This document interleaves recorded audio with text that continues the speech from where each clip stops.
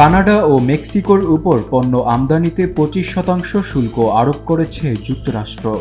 একই সঙ্গে চীনের পণ্যে বাড়তি 10% শুল্ক আরোপ করার কথা ঘোষণা দিয়েছেন মার্কিন প্রেসিডেন্ট ডোনাল্ড ট্রাম্প। আগামী মঙ্গলবার থেকেই এই শুল্ক কার্যকর হবে। ট্রাম্পের এমন নির্দেশের কারণে নতুন করে বাণিজ্য যুদ্ধ শুরু হওয়ার ঝুঁকি তৈরি হয়েছে। এর ফলে বৈশ্বিক প্রবৃদ্ধি কমে যাবে এবং মূল্যস্ফীতি আরও বেড়ে যেতে পারে বলে আশঙ্কা প্রকাশ করেছেন অর্থনীতিবিদরা।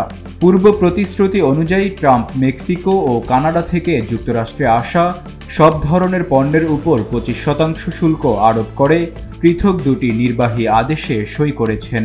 পাশাপাশি চীন যতক্ষণ না ফেন্টানিল মাদকের পাচার বন্ধ না করবে ততক্ষণ পর্যন্ত তার উপর অতিরিক্ত 10% শুল্ক আরোপ করে আরেকটি নির্বাহী আদেশে সই করেন তিনি।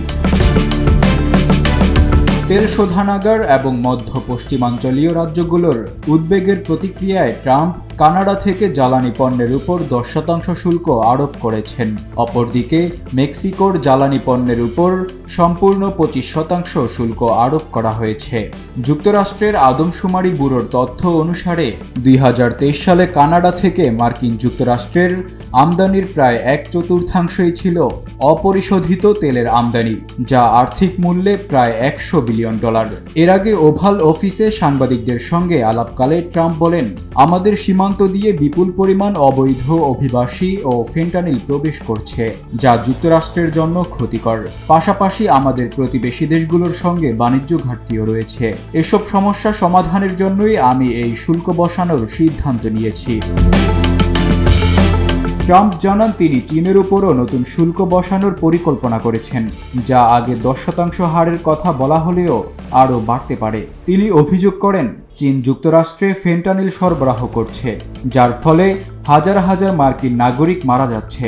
এর আগে 2018 সাল থেকে চীনের আমদানি উল্লেখযোগ্যভাবে কমে গিয়েছিল, যার একটি বড় কারণ ছিল ট্রাম্প প্রশাসনের ধারাবাহিক শুল্ক বৃদ্ধির নীতি। ট্রাম্পের ঘোষণার পরপরই কানাডা ও মেক্সিকোর কাছ থেকে পাল্টা প্রতিক্রিয়ার ইঙ্গিত আসে। যুক্তরাষ্ট্রে রপ্তানি করা পণ্য ও সেবার 75%ই আসে কানাডা থেকে। ফলে ট্রাম্পের ঘোষিত শুল্ক আরোপের কারণে দেশটির অর্থনীতি মারাত্মক ব্যাহত হবে বলে আশঙ্কা করা হচ্ছে। Desk report, public post, Dhaka.